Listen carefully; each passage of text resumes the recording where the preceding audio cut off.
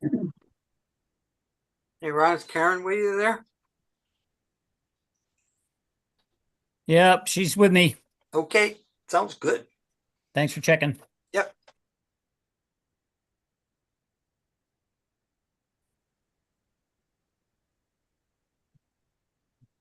All right, everyone. Welcome to the January 2026 meeting of the Mid-Atlantic Amateur Radio Club. I'm Jeremy, N2ZLQ, Club President, welcoming everyone here. So as we normally do, we will go around the room with a round of intros. Let's see if we know how to work a pile up here. You got the whole screen yourself there, Jeremy. Yeah, maybe why don't we go...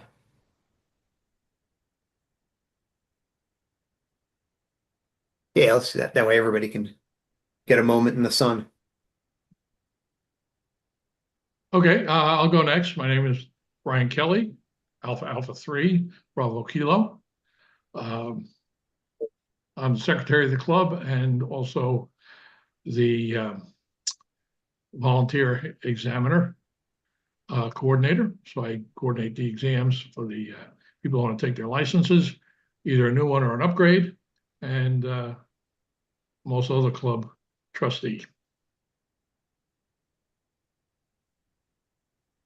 Okay, I'll go next. I'm Dennis, K3DS, Technical Committee, trustee of the repeater call sign.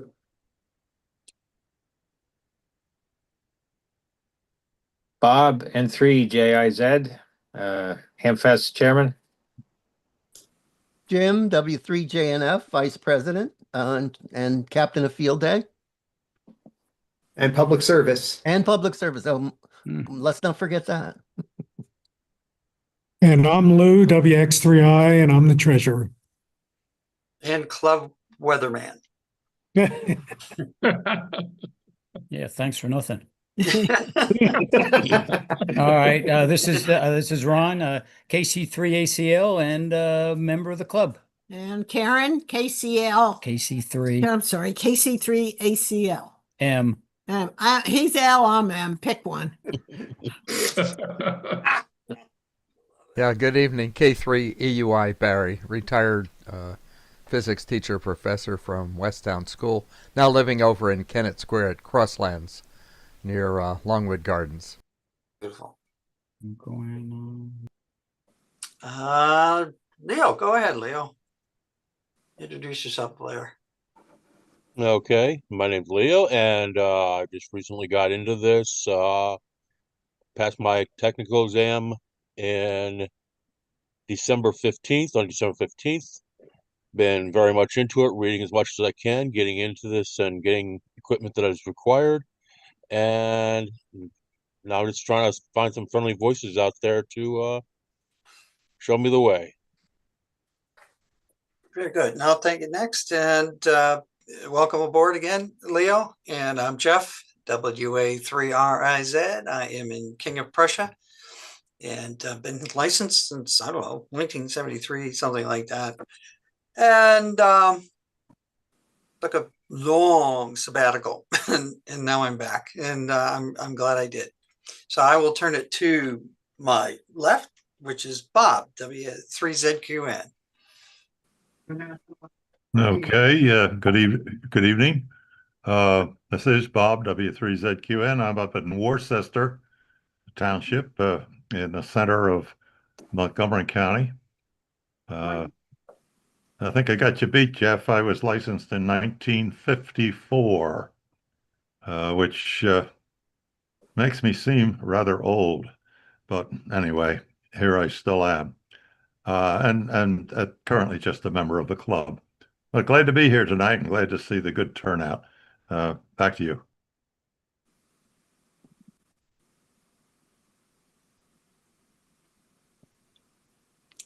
I guess I'll be 3FN.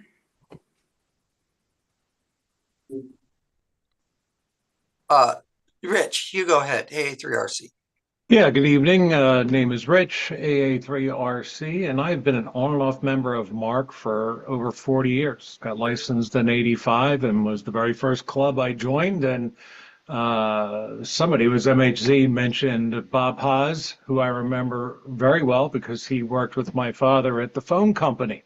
So, yeah, bringing back some memories there. So glad to be here tonight. Thanks.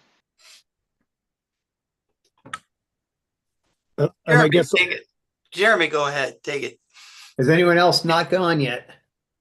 Well, this is Ned, WQ3Z, and it looks like we got Pizzo here. Bob, are you here? Yeah, Bob, WA3PZO in Philadelphia. I'm one of the founding members of this club when I was out in the suburbs. There you go. All right. Anyone else to check in? Yeah, this is Dan, W3EWA in Paoli, PA. Kind of maybe a little over a year member, newly licensed. So good evening, everybody. And I jumped the gun or jumped the mic, but I'm still John, Whiskey 3, Mike Hotel Zulu. Was a member of MARC, which is where I got my novice. The guys at the club would come to my house and check it out. And so it was a lot of fun. And I came out to the field day a few years back and met Dennis, K3DS out there. But, I'm downtown working with the Penn Club, the undergrads, Holmesburg. Undergrads do some, undergrad students do some neat stuff, the PhDs through the years, including working on DragonSat in 2013 next door at Drexel. So that's what I'm doing. Thank you very much. All right. Anybody else? How about Seth? Yeah, Seth Rios. Don't have a license yet. I have a GMRS WSIV 751. Currently studying for tech. I've been testing over 90%, so I'm probably going to take it next week at a park. I'm based out of Limerick, PA. So I'm just here visiting a couple of different nearby clubs, and just want to say I came into it from the Meshtastic side. So I'm with the phillymesh.net and the Philly Mesh Discord. But yeah, definitely interested and just kind of visiting and listening in. Thanks for having me. Awesome. Thank you for coming. All right.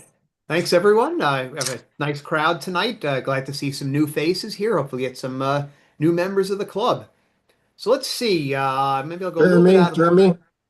Yeah. I'm going to tell Seth, this club actually has a testing session in Eagleville on February 7th, which is a hell of a lot closer, I think, than to you in Limerick there. I'm listening. You can check it out on our website. Okay. Awesome. Thank you very much. marc-radio.org. Cool. Yeah, if you're interested, just reach out to Brian. You'll find his email address on the webpage. Yeah, please register and include your phone number because we do have emergencies. Understood. Thank you. Very good. And I don't know about Leo if he had an interest in that as well. But what was the date on it again, Brian? 7th of February. There you go. Saturday. Great. All right. Presently, I have no one else signed up, so you'll be the first. One's all we need to call out the team. I'm going to go a little bit out of order. Let's kind of follow the calendar here. So this upcoming Saturday, we have a breakfast. Ned, did you want to give a quick plug for that? Yes, it is 9 a.m. Saturday morning, the last Saturday of the month, unless it's colliding with a holiday, at Andy's Diner on Ridge Pike outside of Conshohocken. Am I okay? Yeah. And it's breakfast on cue. If you've never been to a Mark Eyeball QSO breakfast, and we hear you talking on 14706, 14513. Breakfast is my treat. Back to net control. All right. Thanks, Ned. Let's see. Lou, treasurer's report. Okay. We currently have $19,068.02 in the bank.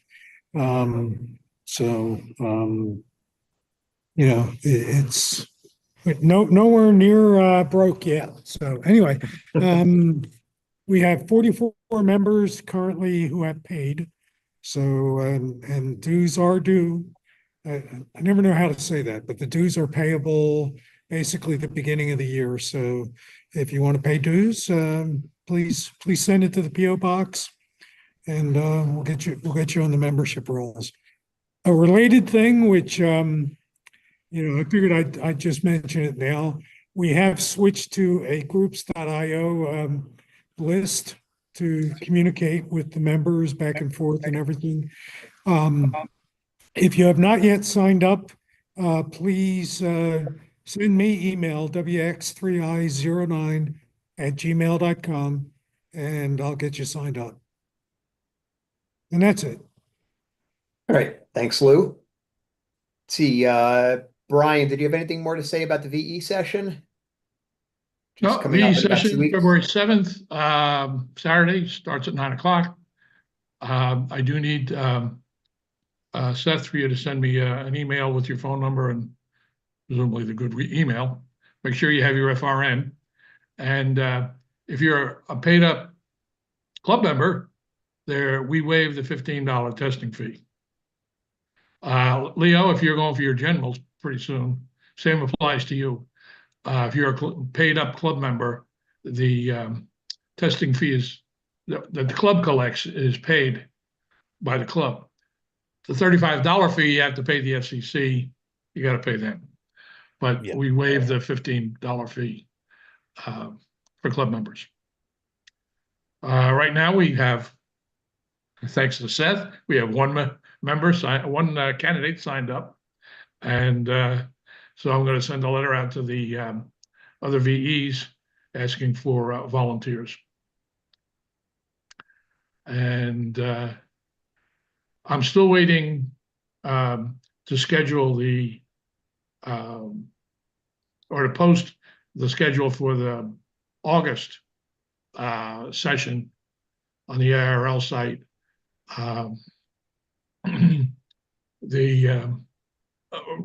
That'll be at Hamfest, so I need confirmation from Bob when we know what that is. Perhaps we'll hear that later today, then I can post it. ARL was a little slow in getting the postings up for the current sessions. I submitted them several weeks ago, and it took them that long until earlier this week to actually post them on the website. So the February session, the May session, and the November session are posted. Right. Thanks, Brian. That's it. All right. Let's see, Jim, did you want to give us an update on public service and field day? Public service. I sent out a couple feelers for some events. I haven't heard back. I'm also trying to get hooked up with that Delaware County Rose Tree to Chester and back run, and still nothing definite on that. But it's early. I mean, it's I don't think we're going to be running in the snow anytime soon. So I hope to have some dates at the next meeting. As far as field day, I have a question for Lou. Have we heard back from the fire company with a confirmation? I'm sure we won't have a problem, but if you've heard anything, Lou? Not yet, mainly because I haven't asked them. It's usually pretty quick once I ask them. So Okay, all right. Well, and just remind me what the date is, Jim. it's the normal field day date, the last weekend in June. Last full weekend of the month. Right? I'll send you the dates. Yeah. Okay, thank you. It's the last full weekend, not the last weekend. Right. Necessarily. 27, 28. Oh, there we go. Okay. Okay, thank you. I didn't have a calendar in front of me. So that's something we all look forward to, really looking forward to it this year. So I seriously don't anticipate a problem with the site, which is an awesome site. Any questions on either field day or public service?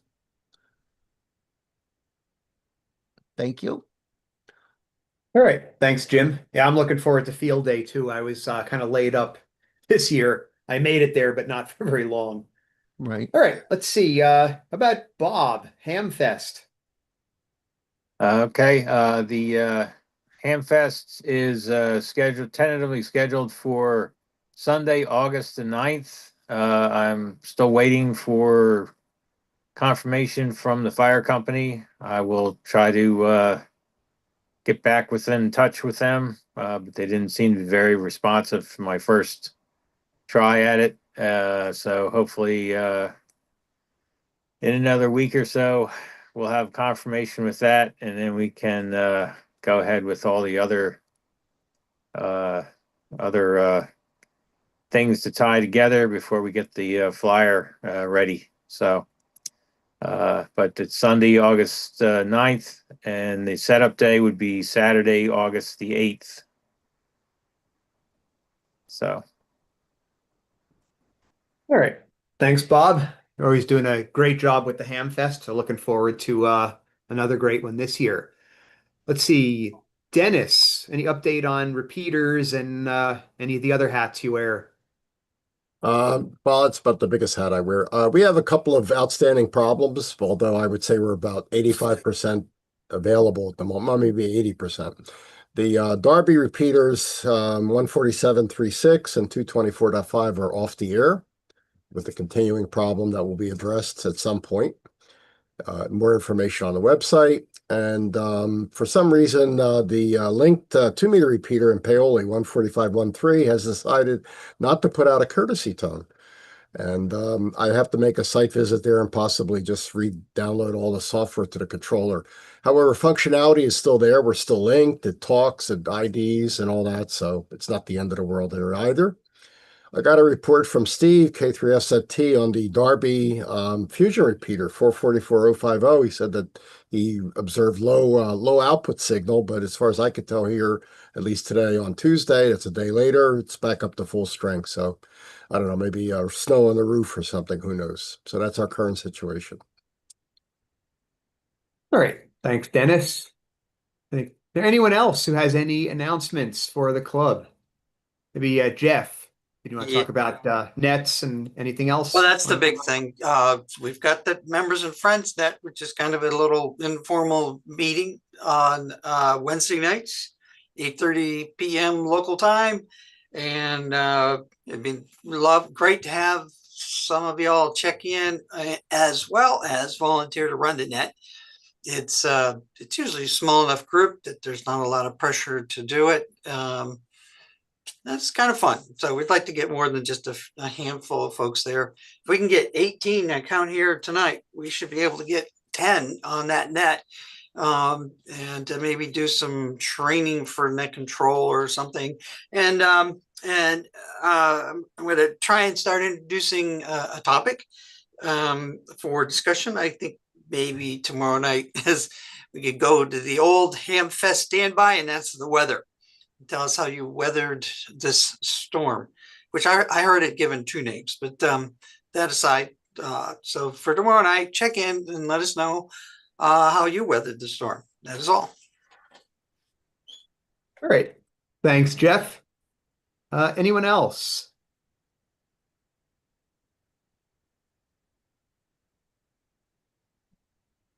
Well, is this a time I could ask a quick question?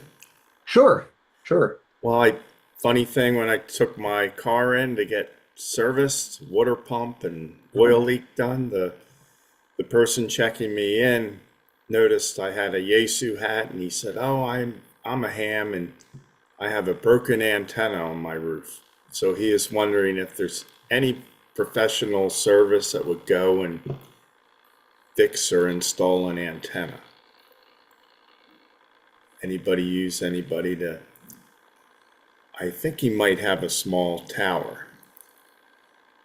If it's modest, we can usually dig up somebody, depending on the size of the job, the height of the roof, and all that sort of thing. So it might help to have somebody, go and take a couple of pictures of it or whatever. Okay. To do some planning. I could ask for that. Thank you.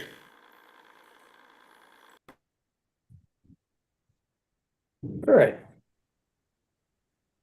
If no one else has any announcements, maybe we'll move to the main presentation for the evening. So our speaker tonight needs no introduction. It's me. All right. So let me bring this up here.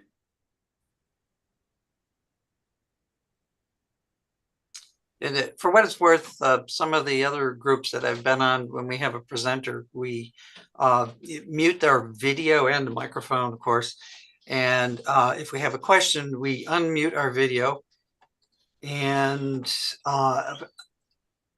some people claim that it actually also improves the performance of the Zoom meeting. All right. Yes, if you can go ahead and mute, that would be a great thing. All right. So tonight, I guess tonight's talk, maybe you're going to find this very basic, but maybe I'll ask very basic questions in a way that you haven't thought about before. And I'm going to call this Fourier fun. We're going to talk about beats, bandwidth, and modulation. So probably most of you are familiar with something that looks like this. This is a waterfall display. So the horizontal axis shows frequency. This is right around 15,000 kilohertz. So you're seeing frequency on the x-axis and you're seeing time on the y-axis. So we're going to dig into what exactly this means and try to do a little bit of the math involved in this without doing the actual math. So a waterfall display shows signal intensity as a function of frequency. Of course, if you have something like a spectrum analyzer or an antenna analyzer, that's going to show you something as a function of frequency as well, like output power or the SWR, the standing wave ratio, as a function of frequency. Of course, if you're listening to the radio, what you're hearing is signal intensity as a function of time. So whatever this signal is traveling through the air, you could think of it as a function of frequency. You could think of it as a function of time. And Fourier's theorem tells us that any signal can be equivalently represented in either of these ways, either as a function of time or as a function of frequency. And he showed some mathematical techniques that you can use to transform back and forth between one representation and the other. So a couple of definitions, a little bit of math here. So I have a picture here of a sine wave. This is our good old friend, the sine wave. So a sine wave has a period, which is the time that it takes for the signal to repeat. And that's typically measured in seconds. There's a frequency, which is the number of times that the signal repeats per second. In the old days, we called that cycles per second. Nowadays, we usually say hertz, but it's just the number of times that it oscillates per second. And the frequency is equal to 1 over the period. So if the period is, let's say, 0.5 seconds, then the frequency is 2 hertz. If it's 0.1 seconds, that would be 10 hertz, and so on. There's another thing here called angular frequency, and this is mainly used for mathematical convenience. The angular frequency is simply the frequency multiplied by 2 pi. So frequency times 6.28. Basically where this comes from, if you remember back from geometry, there's the old formula circumference equals 2 pi times the radius. You can think of the frequency as sort of how long it takes for you to go around the entire circle. Move back there. The angular frequency is sort of the time that it takes to move a distance equal to the radius, which is the circumference divided by 2 pi. So angular frequency, which is this symbol omega, is just frequency times 6, basically. So we can write a sine wave as A times sine of omega t, where A is what's called the amplitude, which you can think of as the height, how tall this is. Omega is the angular frequency, so how rapidly this pattern repeats. And then there's a phi, which is a phase shift. So there's kind of a general case where we can put a plus phi here. And basically that just means we take the sine wave and we shift it towards the left or towards the right. Then, of course, there's our other friend, the cosine. And the cosine is exactly the same as the sine, except you shift it by 90 degrees. So basically you're just starting where t equals 0 is essentially. So sine and cosine are absolutely identical. You just move the start time a little bit by a quarter of a phase. So basically sine of omega t plus 90 is cosine. So other than that, they're basically the same thing.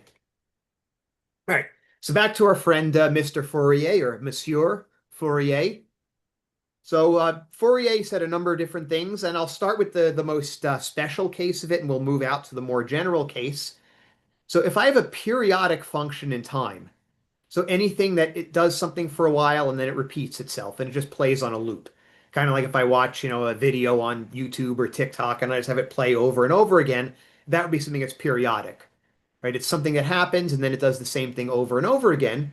And what Fourier said was that any periodic function in time can be represented as a sum of sine waves. This is a really, really powerful statement.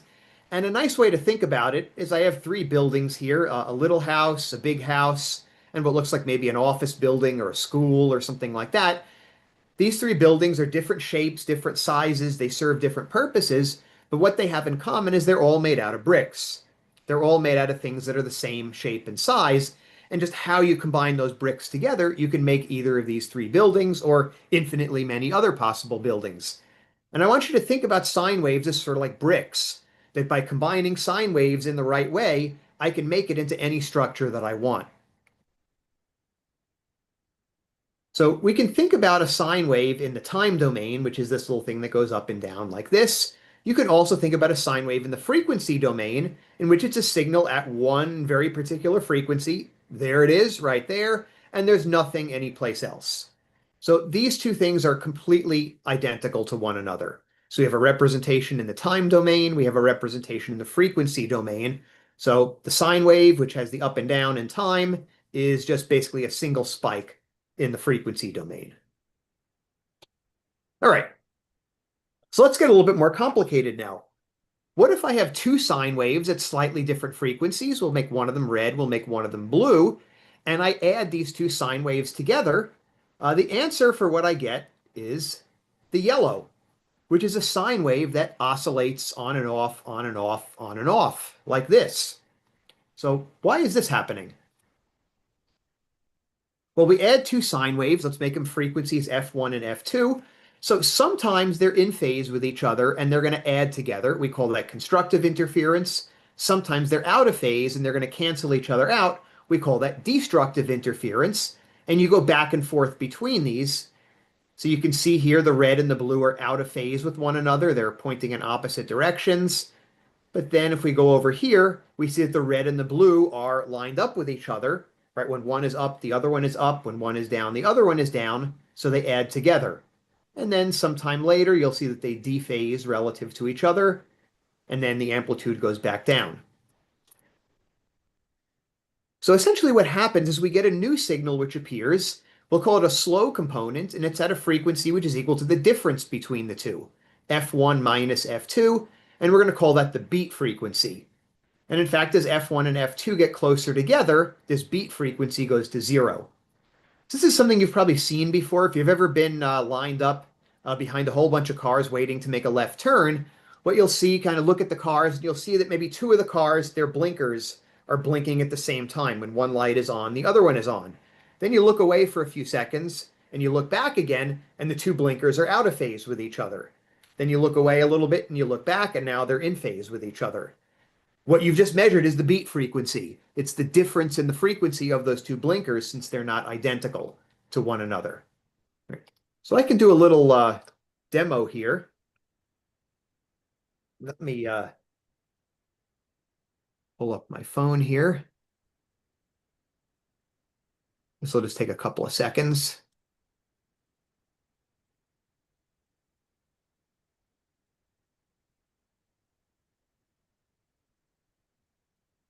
Just waiting for this to wake up here. So I have a little app here called Phyphox, Phyphox. Let's go down here. So we're going to take a look at what an audio signal looks like. So I can look at this audio scope. This is going to show an audio signal in the time domain.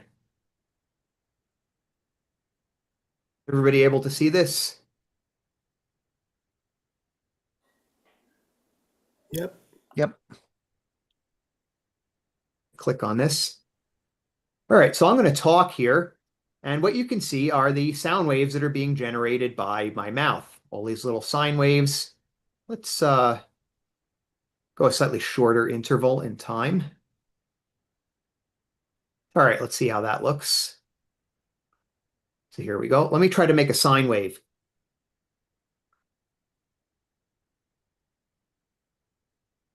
I think I need a shorter time interval.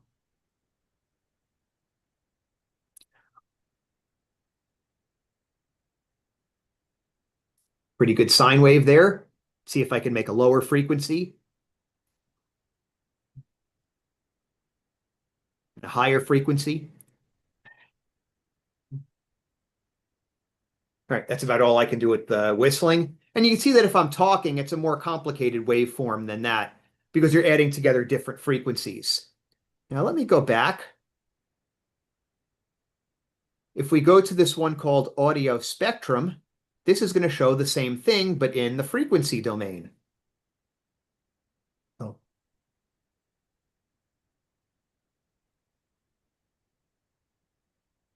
So what you see there is a single sine wave. There's a little bit of noise that appears here, so I'm talking right now. This is going to be the spectrum of the audio generated by my mouth. But if I try to put that all into one frequency,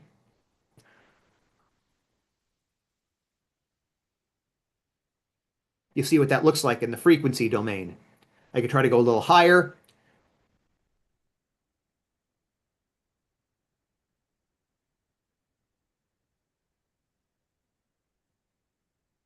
So that's what this looks like in the time domain. Now let's see if we can generate some beats. So what I'm going to do is I'm going to take my other device, and this same app has a tone generator built in. So I can generate tones at a particular frequency. So let's generate a tone at 440 hertz, which is the A above middle C.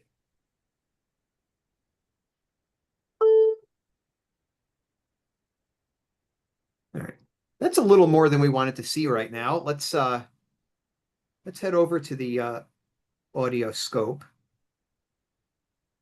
There we go. That is a nice clean sine wave. Now let's see what happens if we do two sine waves. So what I'm going to do now is I'm going to generate two sine waves, one at 440 hertz and one at 450 hertz. It's going to take me a second here.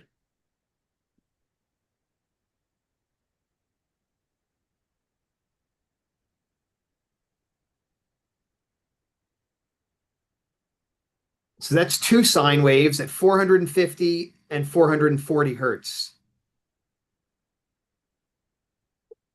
So what we're seeing there is something that is oscillating on and off. And the beat frequency is about 10 hertz. Let's move them a little closer together. Let's go to 440 and 445.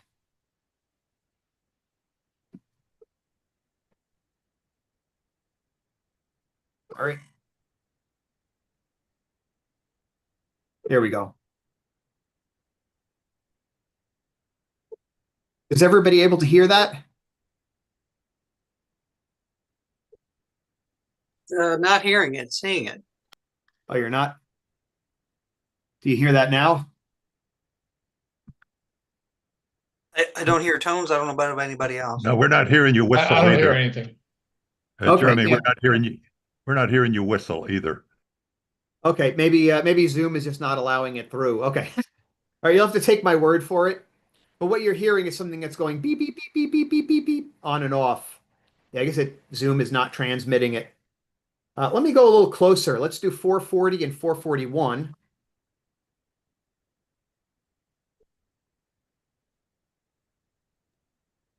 So the on and off is becoming a lot slower. Now, ultimately what would happen, let's go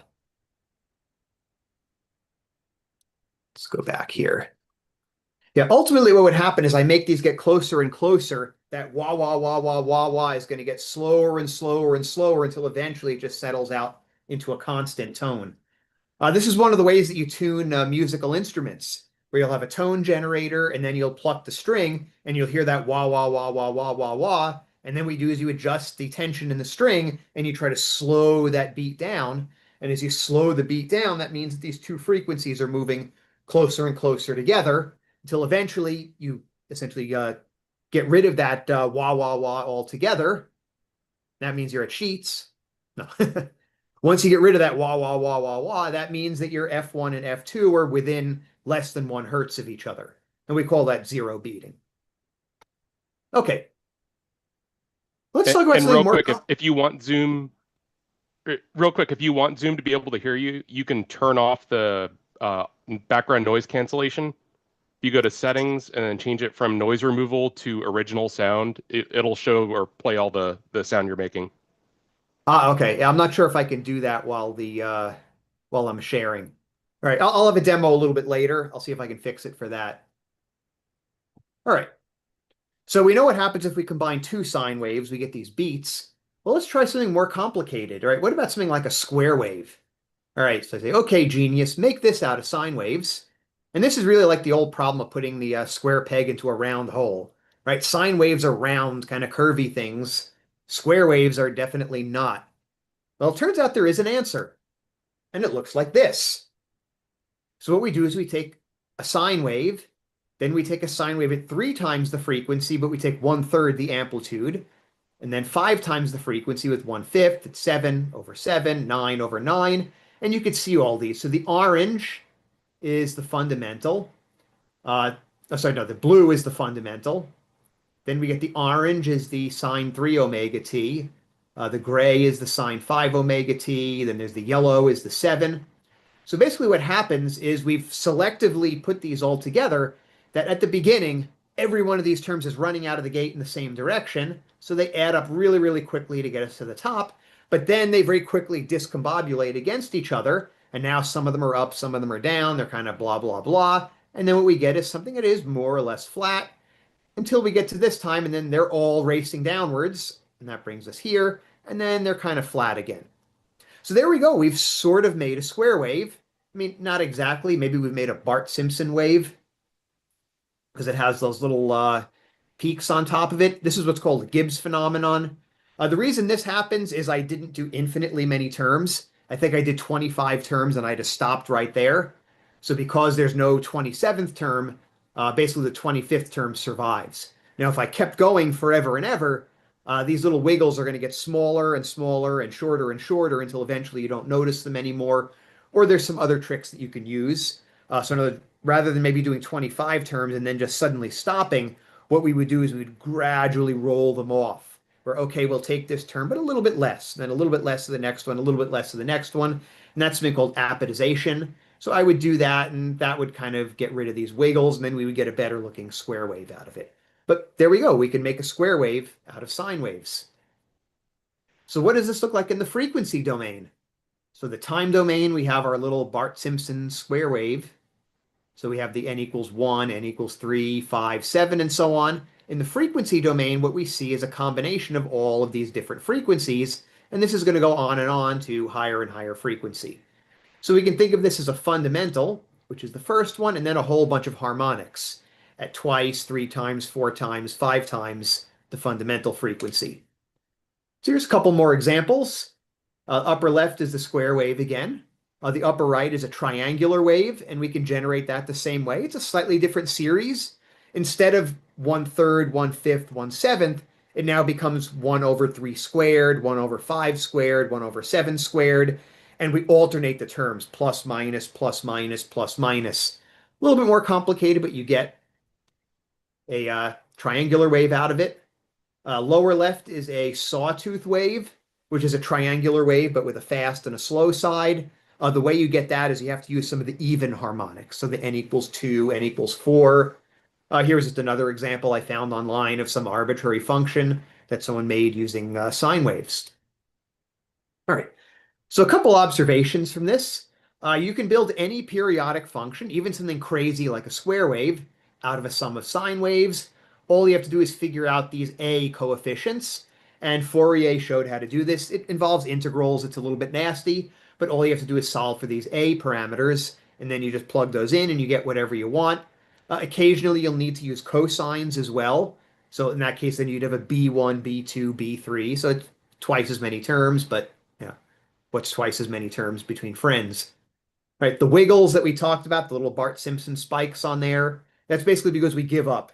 At some point, we stop adding more terms. So getting rid of these, there's a lot of different ideas for what you can do. All right, now a question to think about. What if I put a sinusoidal wave into an amplifier, but I overdrive the amplifier? Well, the output that I get is going to look something like this. It's going to be a sine wave, but I'm sort of flat topping the peaks of it, since I'm basically reaching the maximum that the amplifier can put out.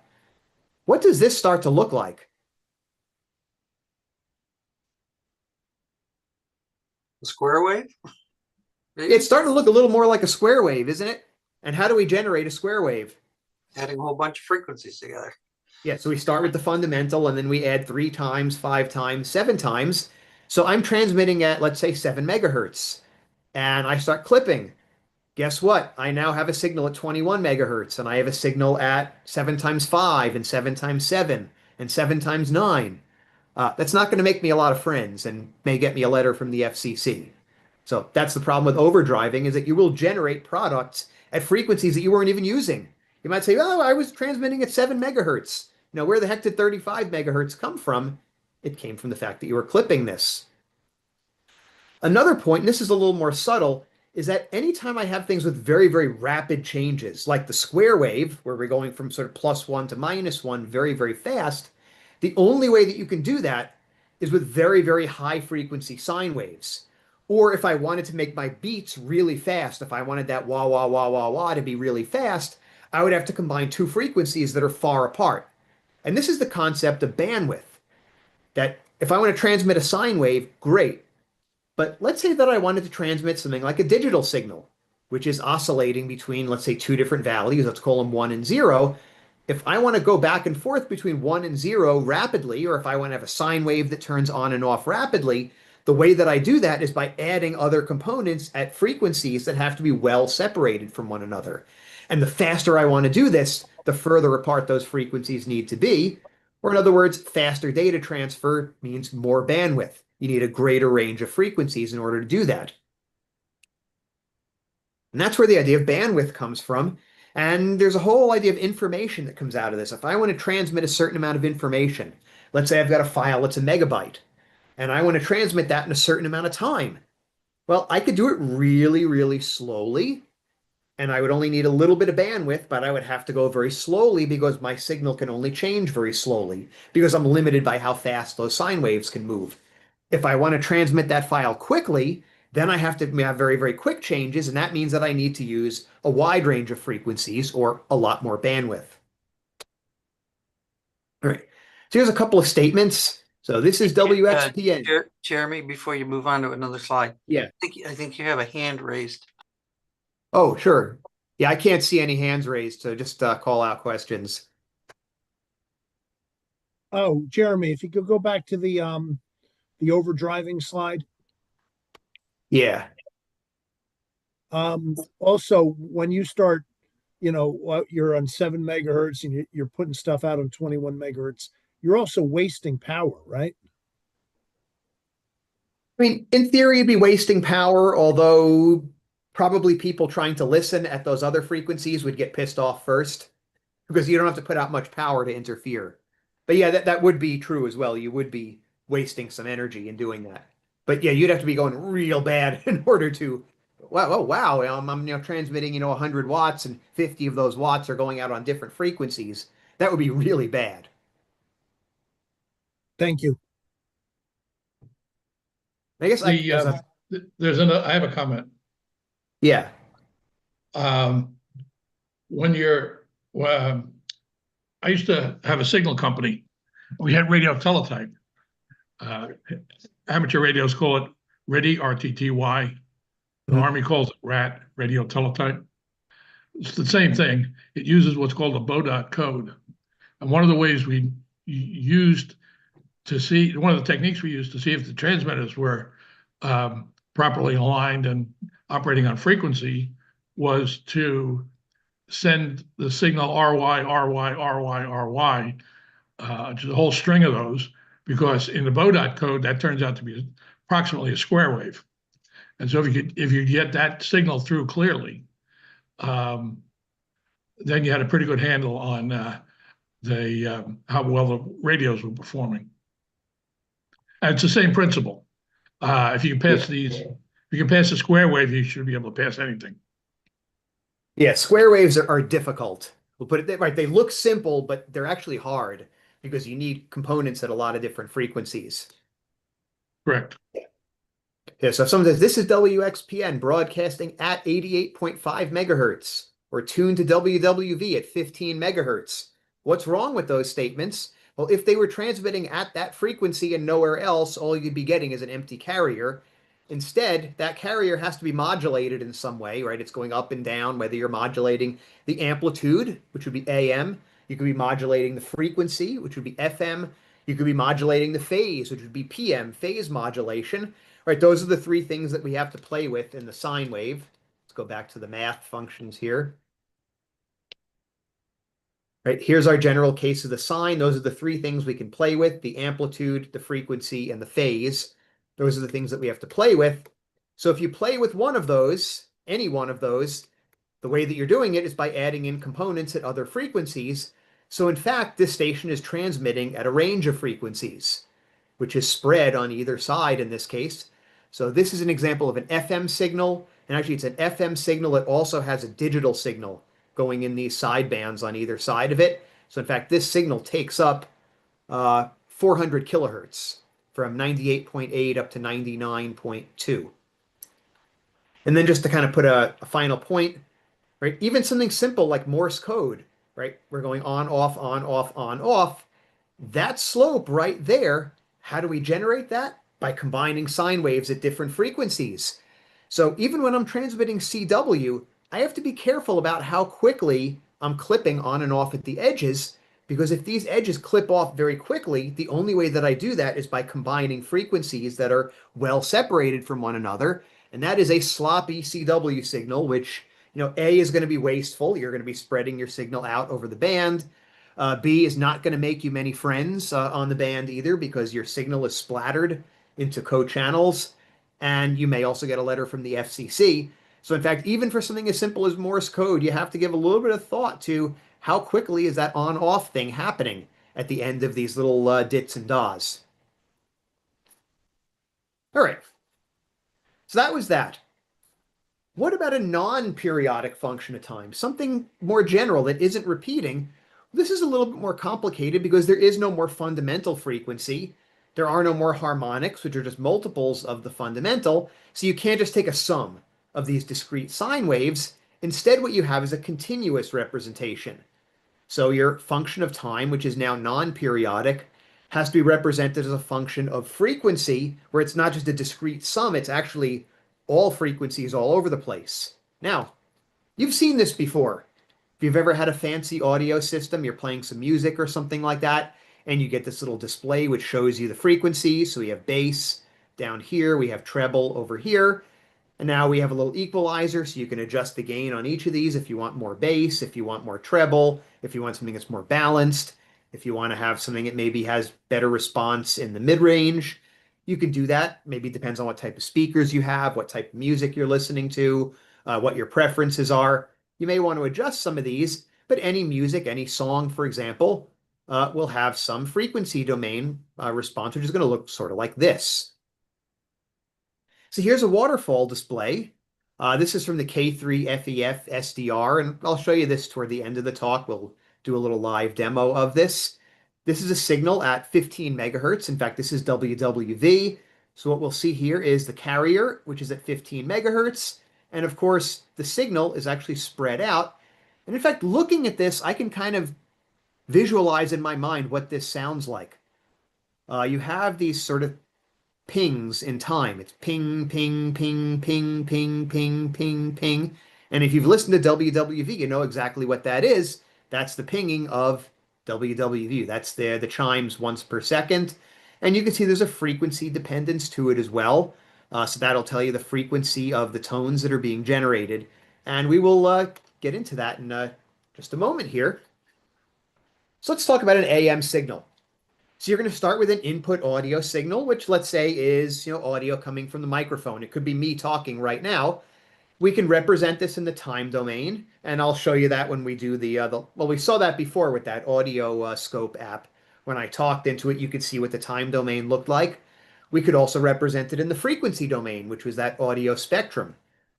So the signal that we have here is going to contain varying frequencies from the bass range, typically 100 hertz or less, up to treble, which could be a few kilohertz, potentially even a little higher than that.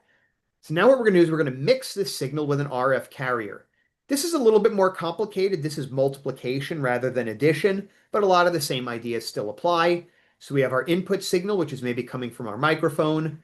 We have our local oscillator, which is just going to be a frequency, let's say 1 megahertz or something like that.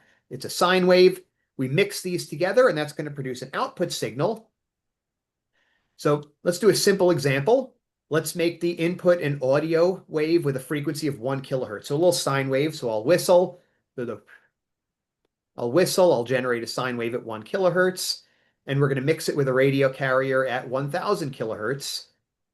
This is going to generate a beat signal, which is going to have two frequencies to it. There's going to be one at the sum of the two and one at the difference of the two.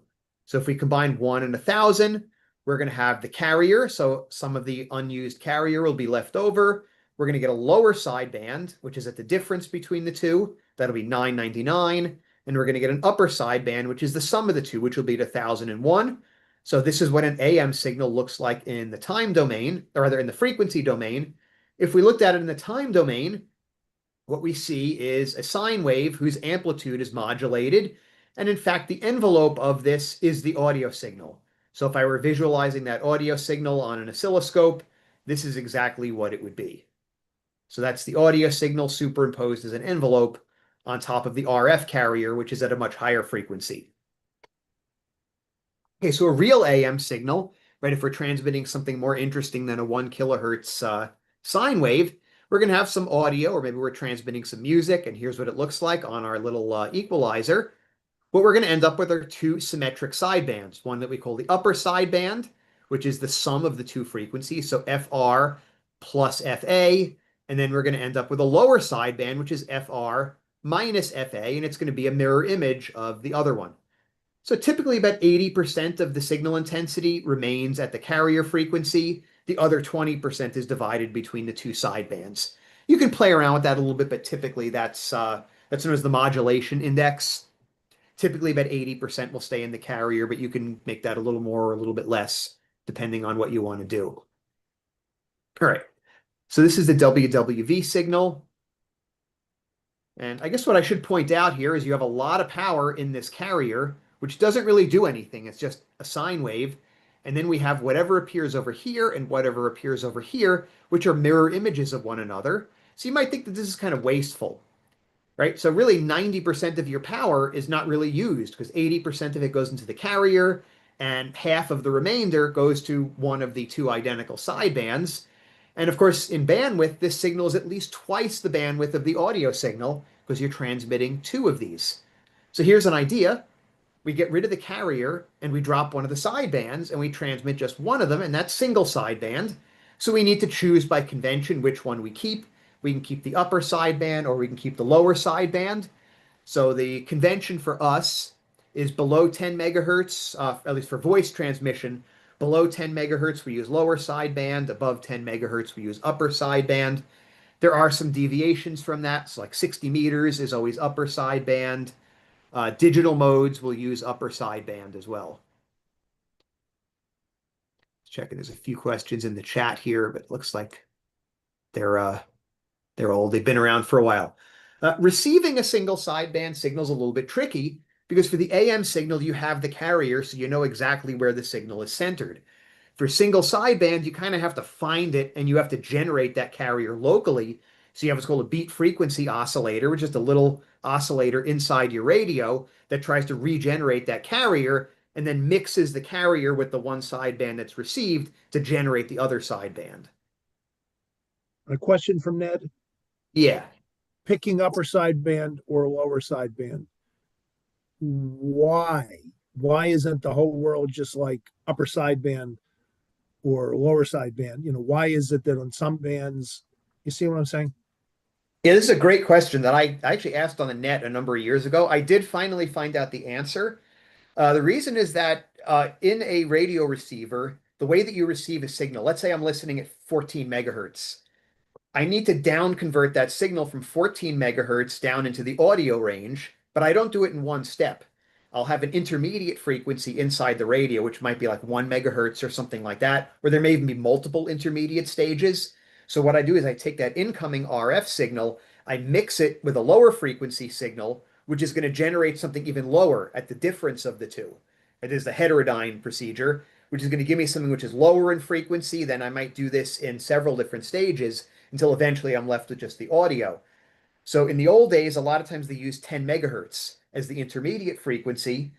So what you would do is if your signal was above 10 megahertz, let's say at 14, it would be 14 minus 10, which would leave 4 megahertz, and that would be the signal that I would work with. If I was, let's say, on 40 meters and I'm transmitting at 7 megahertz, then it would be 7 versus 10, and the difference would be 3 megahertz.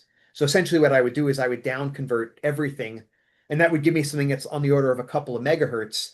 So because in one case we're using basically F1 minus F2, and in the other case we're using F2 minus F1, essentially which sideband survives gets reversed because you're essentially folding the spectrum back on itself. And then what you wanted to do is in order to use the same essentially detection circuit, you wanted the sidebands to be identical, right? The sideband that's left over to be identical. So if you're using 10 megahertz as your intermediate frequency, then anything above 10 megahertz, you want to use upper sideband. So when you take the difference, you get whatever. If you're starting below 10 megahertz, then you'd use the lower sideband so that when you do the difference, it comes out on the upper side again. Does that make sense? Enough for the non-techie person, yeah.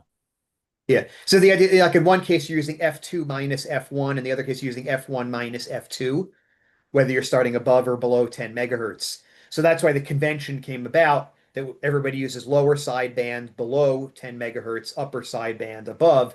And it's just been kind of the gentleman's agreement ever since. Now radios are a lot more sophisticated. You could use either sideband. Right? If you wanted to, you could go on 10 meters and use lower sideband. I mean, people would figure it out eventually. You probably wouldn't make a lot of friends, but you could do that. So that's why, for example, the 60-meter band that was added later, they just said, well, we're just going to use upper sideband for everything because it wasn't really an issue anymore.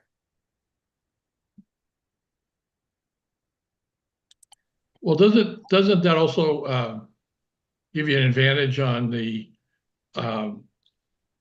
like when you operate close to the edge of the ham band with using upper or lower? It does matter. I'm going to show you that. We're going to do a little live demo and we'll Okay. see what that means. Because when you're transmitting a single sideband signal, if my VFO, let's say, says 7200, I'm not actually transmitting at 7200. I'm transmitting about 3 kilohertz above or below that. Right? Because my signal is spread out. But if it's an AM signal, I would be centered on 7200 plus or minus 3 kilohertz. If I'm sending single sideband, I'm sending one of those sides. So if I'm sending upper sideband, I'm transmitting between 7200 and 7203. So I'd have to be careful as I get towards the upper end of the band. So for example, I wouldn't want to transmit at 7299 because then part of my signal is over the band edge. And for lower sideband, it's the other way that I'm transmitting on the lower side. So I want to avoid the lower end of the band. So generally you stay about 2 to 3 kilohertz away from the wrong end, if you know what I mean. Yeah, that was the point I was trying to make. Yeah, we'll see this in the demo. Just a quick summary of this, and then we'll switch to the demo. So Fourier's theorem is fun. We can visualize signals in both the time and the frequency domain. And as you get more used to this, like you can look at something in the time domain and you could imagine what it looks like in the frequency domain and so on. So again, the idea of beats, the idea of bandwidth, that there is a relationship between how rapidly things change in time and the amount of frequency that you need. And then we talked a little bit about how CW, AM, and single sideband work. All right. There any questions before we go to the demo?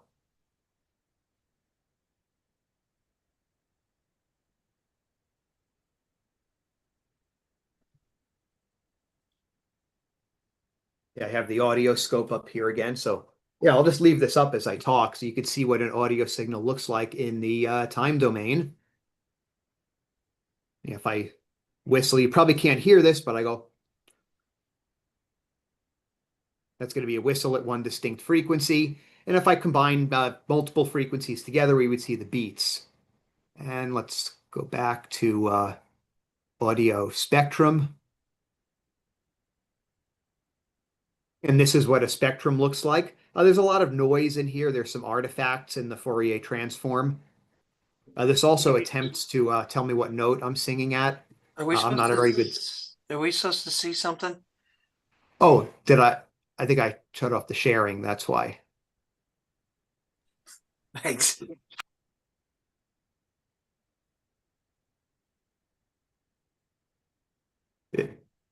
Are you able to see that now? Just your blue screen. You don't see the audio spectrum? Not yet. Not yet. There There we it go. is. There you go. Now we do. Okay, there's a little bit of a lag on it. All right, yeah. So this is what the spectrum looks like. Let me. Yes, this goes from basically below anything that we can hear. This is like 10 hertz down here, up to looks like about 20 or 30 kilohertz. Right, probably the microphone craps out at some point in here as well. But yeah, voice is, typically a couple hundred hertz up to maybe 2 kilohertz, something like that. So if you're talking to someone on the phone, this is basically what you would transmit. So if I were transmitting, let's say, an AM radio signal, there's a little bit of lag on the screen here. Basically, what I would see is this portion of the audio spectrum. And again, it would be an upper sideband and it would be a lower sideband, one on either side. And if I were transmitting single sideband, I would only see one of these. Again, if I go back to a whistle, that's what it would look like, just a single tone being sent out. All right.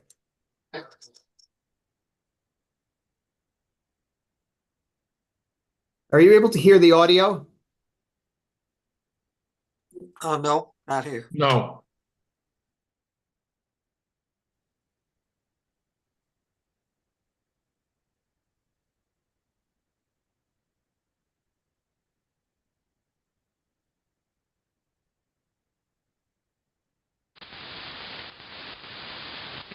There we go.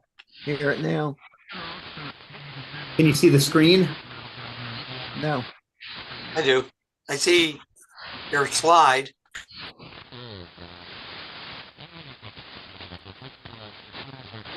Maybe what I need to do is stop the screencasting here.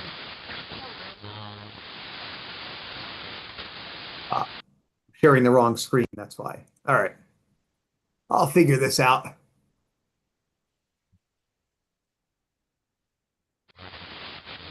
Here we go. Yes, that's good. All right. Let's go to WWV.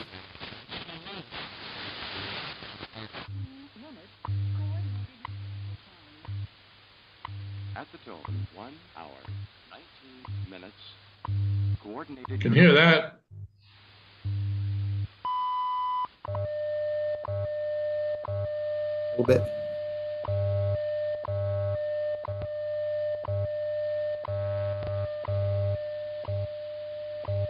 So what are we seeing here? The carrier at 15 kilohertz. And we can actually figure out the frequency of the tone that's being generated. This is at 600 hertz off. That's a 600 hertz tone. And you can see the upper sideband, you can see the lower sideband. We're also transmitting some harmonics. 600, 1200, 1800. So it's probably not a perfect sine wave. And I'm assuming they have their transmitters pretty well calibrated, so they probably cut the signal off. And I can hear WWVH as well. At the tone, 1 hour, 20 minutes, coordinated universal time.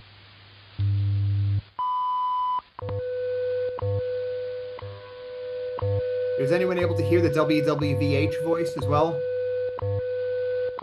Yes. Yeah, the Yep. female. Yeah. Yeah. Yep. In fact, what I'm seeing is there's another tone appearing here.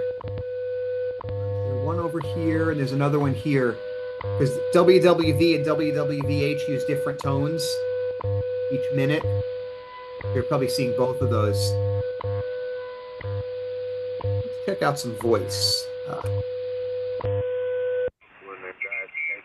I'm going to go to the upper end of 75 meters. We can find a nice AM signal. What they do? What 3.8? Is that where they do it? 3. 3885 was the old AM signal. Yeah. 38 or 3875. Here we go, 3885. We stayed at a hotel in New York City. Went to an office, I think it was on Pearl Street, and we met with our fifth level. You know, my Real next nice level was audio on these guys. a second level. I was the first level. He was the second. Now, who are these guys? Level at I don't know, just two Verizon. hams And talking. I printed out a whole box Maybe there's a full net. of tickets. I mean, like reams of paper. And I picked up one ticket, and it was like 23. No, they're um, famous for their lengthy transmissions. one ticket. Yeah, these guys will be rag chewing for a while. Open Here you and can see what an closed. AM signal looks And I like. picked it up. It was probably Again, what you 4 see on inches one thick, side of and I this let it is slam on essentially table. I the said, audio "Do you spectrum have of the any voice. idea We have the upper what it costs sideband to and make we this have the pile lower of paper? sideband on the other side, There's 23 and there's the closed carrier tickets being on sent your right down the side middle. and my side. Jeremy, can you widen the bandwidth so we can actually hear the S sounds? And they If you got it. drag, you can drag the, not the carrier, but look to the right. Yeah, you got it. Guys, Now we're getting the full fidelity, and they're about, what, 8 kilohertz wide there. level. Yeah. And Tony Iannone, maybe. Yeah, because there was IA tickets. I don't know why I remember this.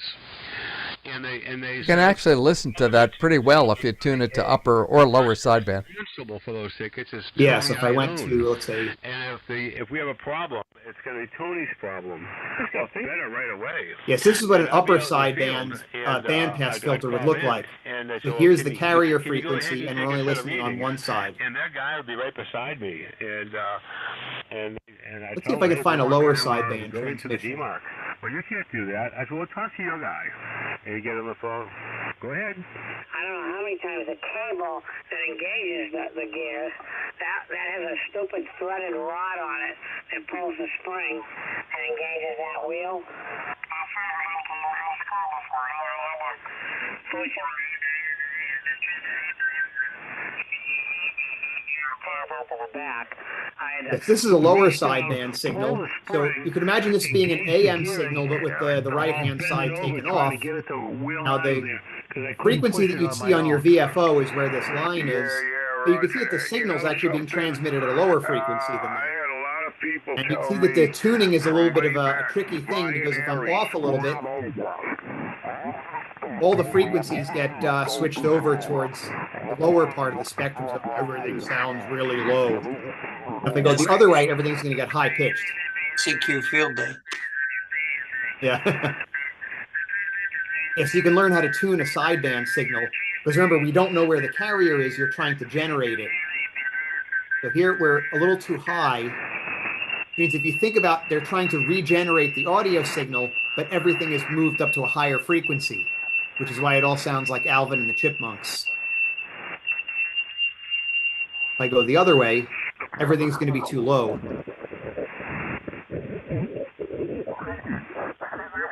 Now he sounds more like Barry White here.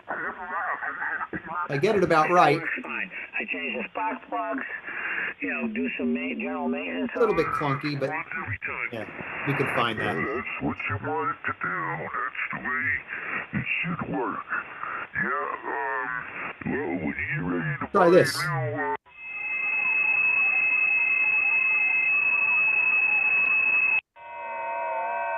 Anyone know what this is?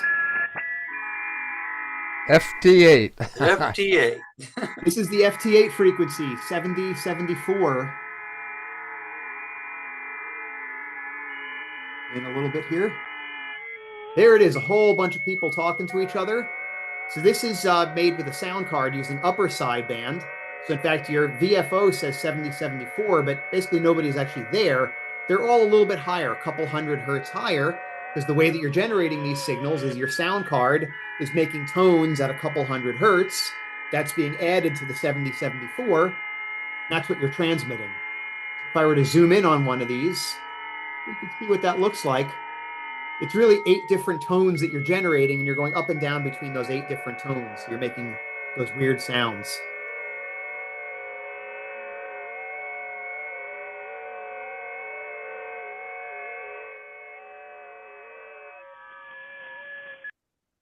I really appreciate the fact you do not have to have the speaker turned on to do that. Yeah. Yeah, so in fact, looking at some of these, I can almost tell what the signal is. In fact, like looking at digital audio signals, you can actually figure out what they are. They all have their own distinct looks, like RTTY kind of jumps back and forth between two. FT8 has all these little things going back and forth between the 8. I'm sure Barry will probably tell us more next month about different modes because he'll be our next month's speaker. Yeah, so I thought that was kind of fun. Actually, let's take a look at an FM signal. Let's go to 92.5. Oh, Let's go I to guess that's out of range. 1039 and listen to good 1029 and listen to some good music. Yeah, I think it might be out of range here. Let me try it again. Yeah, it won't let us go there. Remember, this is up near Milford, northern Pennsylvania. True, yeah. What we can pick up here is KYW. I should go back to AM. That is a big fat KYW carrier. We're not seeing it, or Go at least back to I'm not share. seeing it. We can't see We're not it. seeing it. Oh yeah, I got to share again.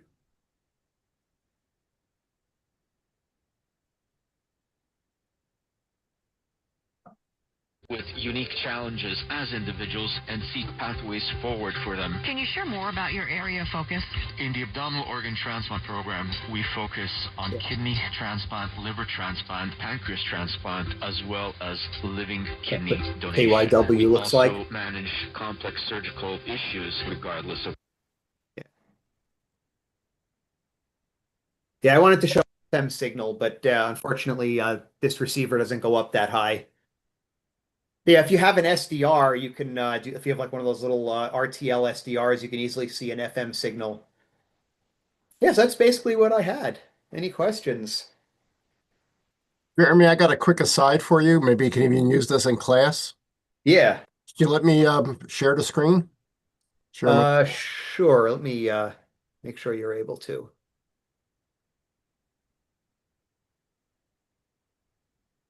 Can you see that? I have to enable sharing. You know. Okay. Can you see this one slide? Not yet. No. Not yet. All right, hold on. I guess I gotta do that too. No, it should be okay. I don't see anything shared. Yeah, you're not sharing. Well, I'm looking under more. No. There should be something that says share. It's like a green button at the bottom. Yeah, there it is. Okay, there we go. Just a quick aside, very quick one. Can you see this now? Looks like it. Coming up. Okay. Because, we use Fourier series of course, in electrical engineering, and my students are always saying, well, this guy, Fourier, he lived in the 1800s, right? They didn't have radio back then. So the interesting story is this. His original description of the Fourier series was, the famous application was the prediction of tides in harbors. And he actually figured out from archival data how to use the Fourier series to determine when high and low tide would occur. He published manuals for the different ports in Europe, and he made a fortune just on tide predictions using his secret formula. So we carry it forward to signal processing, as Jeremy says, but it was actually developed for a much different reason, much more commercial application. That's good to know because, yeah, one of these days a student is going to ask me, oh, they didn't have radio back then. They didn't even have telegraphy by 1830. So, yeah, so it's an entirely different process. But, yeah, it's a lot of the same math that governs all of this. Okay, that's all I had, Jeremy. That's it. Yeah, thanks, Dennis.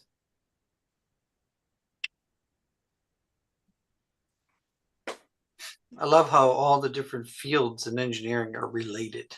It's pretty cool. Well, they're all ultimately physics. Yeah. Yeah. You would know that. Yeah. Hey, I think that's a great presentation. Thank you very much. Thanks, You're Jeff. here. It was Most great. definitely. Yeah. Yeah. You're going to post this on the website? I could, well, the talk will be posted on YouTube as well. I could send Dennis the slides if you want to put them on the website. Can do. Guys? Yeah, can do. Yeah, and if you want to try some of this out, that app that I use is called Phyphox, Phyphox. It's free. I know they have it for iPhone, probably Android as well. Well, we used MATLAB Simulink in the digital communications courses, and the students had access to it, so they could generate signals and spectrum and almost anything they wanted to do. I guess the nice thing with this is it's on your phone. Well, that's assuming you have a smartphone. Yeah. Well, everybody does. And the students. I don't. So I guess you're not a teenage girl. No, that's true. But I also have a track phone, which only cost me $100 a year, and the minutes never expire. So But can you keep up with TikTok? No, I don't want to. That's the thing. You're not going to learn the latest dance. Jeremy, two comments. Yeah. Yeah, one was when you're talking about bandwidth. I was first licensed in 1958 KN3 EUI, and I had a 2 or 3 tube transmitter on 40 meters with one crystal. It would call CQ, CQ, and then tune around up and down because no one had the same frequency as my crystal. So there was no such thing as, 0 beat. But the interesting thing is after I built it, and it was pretty simple, when I keyed the keyer, a hand key, I think I put it in the cathode of the final amplifier, turn it on and off that way. So, I had a bit of current there. And it would often sound like this, dwa-dit, dwa-dit, dwa-dwa-dit, dwa. And it was even worse than that, actually. And an old-timer said, put a capacitor across your key to soften the key clicks. It didn't fix my dwa, dwa, dwa, but it made the signal on and off a little bit more gradual, as you mentioned, tailoring the on-off signal. It wasn't as abrupt with just putting a little capacitor across the key. You didn't want to touch it because there was a lot of voltage there. The other thing was just recently the FCC changed the bandwidth requirements. So if you were on these digital modes on HF, it used to be a 300 baud limit, meaning whatever signal you were sending, RTTY, PSK, FT8, it had to be under, on HF, it had to be under 300 baud, meaning 300 changes per second, changes in something. And recently they changed that and they said, well, that doesn't matter. Just all the signals now, they want to be under 2.7, 2.8 kilohertz bandwidth. So if you're on a digital mode, you're supposed to keep the bandwidth of your signal within that 2.8 kilohertz.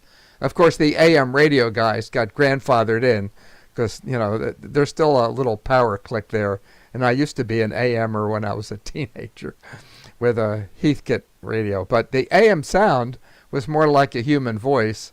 And when you listened to sideband in the old days, it was sort of Donald Ducky. So they used to talk about the slop buckets versus the antique modulation. Kind of a funny history there. And why 80 meters and 40 meters were lower sideband. The Collins radios that came out in the 50s and 60s, I think they used a 5 megahertz VFO and a 9 megahertz for the RF. So 9 and 5, if you add them, you get 20 meters. They subtract them, you get 80. So the way they designed that as a 1950s circuit, it turned out that the 80 and 40 meter band was easier to use lower sideband, and above, I guess it was 14 megahertz because there was no 10 meter amateur band. All the upper sidebands were used above 20 meters. I think that's the history. Of course, the way these signals are generated, it doesn't make any difference now. And every once in a while, I can hear on 80 meters an upper sideband phone conversation. They know it. And sometimes I broke in and would say, why are you guys on upper sideband? And the comments were often, because we don't want you listening to what we're saying. So it's not encrypted in any way. It was kind of a funny thing. And if you want to listen to gorgeous AM signals still on ham bands, around 3885, and the guy who was talking, I know all these guys, and I think that was WA1HLR. He's up in Long Island, and they used to run a kilowatt with modulation, and then they couldn't do that when they said the maximum output power, I think, is 1,500 watts, no matter what you're doing. So it meant their carrier had to drop to 300-something watts. They were really pissed at that, but, who knows how much power these AM guys use. But it's fun to listen to them. don't listen to what they're saying, just listen to the quality of the sound. Thanks. WA1, HLR, right? HLR, yeah. Tim. HLR, you would say. Timmy. And they would, there was a guy on there, it was a friend. Oh, God, come on. We met on MARC 2 meters, and he was an audiophile. He rebuilt tube amplifiers, and he would play. And of course, he was operating AM all the time, and he had his AM ham station set up as a radio station, and he would play short clips of his guitar, and it was really cool. It was also illegal, but okay. Not his music and short clips, just short little bang, bang, bang, but enough. And they would play occasionally music, but that was. Yeah, and Jeremy, this was good for me because it gives me an idea about how to pick up from where you left off. And I'd like to show typical modulations on like a 2-meter FM radio, because when you look at the spectrum of the FM radio, they're completely different from, CW and AM and single sideband. The FM spectral distribution is just wacko. Yeah, I haven't quite figured out intuitively what the FM signal means. Like I sort of know the math, but it's not as intuitive as AM or sideband. We have to learn Bessel functions to begin with, Jeremy. So start. Yeah, I'll include that in my talk. I've got a couple examples without getting too much into the fancy math. But when you listen to a signal on FM, even if it's a single pitch, what you get on the FM spectrum is multiple pitches of that or multiple sidebands. So I'll show examples of that next month. Barry, this is very convenient to do this by Zoom. And I know you guys like to meet in person, but I would actually prefer if I could do it by Zoom, because then I don't have to drive at night. Barry, did you know there's, when you look at the theoretical background for frequency modulation, there's only a closed form solution for a single tone. If you have 2 tones in FM modulation, there's no closed form solution mathematically. I'll show examples with like an SDR, what the actual spectrums look like. I don't have a real spectrum analyzer, but I have an SDR that can kind of fake it. Yeah, if you want to do that by Zoom, I think that'll work, because then you could do a live demo. Maybe I could get permission to do the live demo on your repeater. Could possibly, yeah, maybe we could do that too. So we'll bring a radio that we can listen in on the repeater. All right. One other fun, silly comment. There was an article in QST, it might have been 20 years ago, but it was the April issue, which kind of is a clue. And I read the article and I thought, there's something wrong here. And it was talking about the origin of AM modulation and how single sideband evolved, in the 50s or whatever the dates were, and why single sideband took over from AM. And then this article went into, he's developed a form of single sideband FM. So the typical FM radios would only show half of the, the modulation. So it was a whole article about FM with sidebands where you eliminate half the signal. And I thought, no, that's impossible. And I read it again, and I read it again. And I started to write a letter to the author, who I kind of knew him, up at ARRL. And then I looked, and it was the April issue, and I thought, you idiot, that was the April Fool issue. That was the April Fool article, and I fell for it. Yeah, thanks, Barry, for the explanation about it. I forgot exactly what the details were, but it was about why they used lower versus upper sideband. But yeah, it had to do with the way. Blame it on Collins radio. Yeah, below a certain frequency, it was like F1 minus F2, and above it, it was F2 minus F1.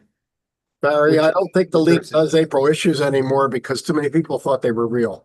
The one I liked, yeah, that's right, including me. One I liked was how to get more frequencies, because we have spectrum which has plus and minus frequency on a theoretical axis.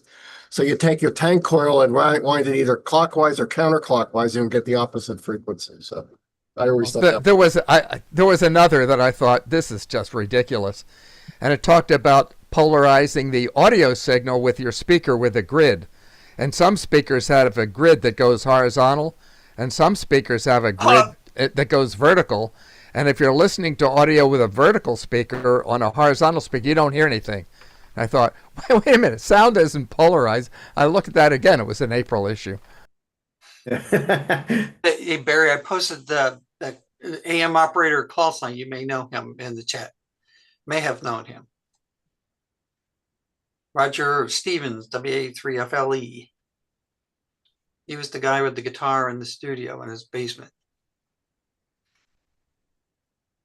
He was also the longest living double lung transplant in history to his death. Jeremy, did you see my comment in the chat about wasted carrier and AM? Yeah, it makes the receivers really easy. So receivers are cheap, but on a sideband. The receiver is a lot easier for AM because for sideband you essentially have to generate the missing part of the AM signal. You Can't get any easier than just a crystal radio. That's the ultimate easy receiver, right? Direct conversion. Right. But why is the aircraft band still AM? That's a whole different story there. Yeah. That's to avoid the capture. Yeah, because it doesn't capture the heterodynes.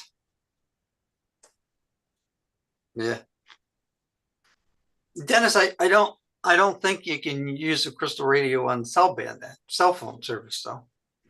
That's true. In fact, that's why we don't have any hams coming up through the populace, because no kids can build a crystal radio anymore. Why would they when they have an iPhone, right? Mm-hmm. I mean, the other problem is crystal radios basically don't work anymore. I mean, you'd be lucky if you could pick up KYW at this point. There's so much electrical noise. Yeah. Actually, that relates to the presentation too, because every one of these little wall warts and these little LED fixtures, please. The way that they generate DC is by making square waves at high frequencies. And what do you get when you make square waves? Harmonics up the spectrum. Mm-hmm. That's why you get so much RFI. So does anybody have any direct experience with the what are they called? Switch mode power supplies and ham radio use? I mean, they all can't work well. That's why I don't. QST published a article recently. I mean, in the last 2 or 3 years, I think, comparing the noise of different well-known manufacturers, and it was rather interesting. All of our repeaters use linear power supplies by definition. It's a lot easier. Mm-hmm. We don't want to be bad neighbors either. Mm-hmm. I noticed that some of the switch mode supplies have like a frequency control on them or a noise control on them now. You can move the frequency switching so it's out of the amateur band, but it's still switching. Yeah. You interfere with somebody else. I figured that's kind of what it was, but yeah. Well, it's like on rigs, you have the IF shift. Yeah. It just moves the Is some of that created as common mode noise through your internal wiring? Okay, good. Good question. Yeah. Because I mean, when you go across the radio, you can hear this crap as you go across the band. And I got a common mode rejection filter on my antenna, and I noticed that it didn't really affect the RF noise, because the AC noise, because it was coming in off the antenna, but it did definitely reduce the number of those little spurs across the bands. What's worth? Any other questions? See, John, you have your hand up.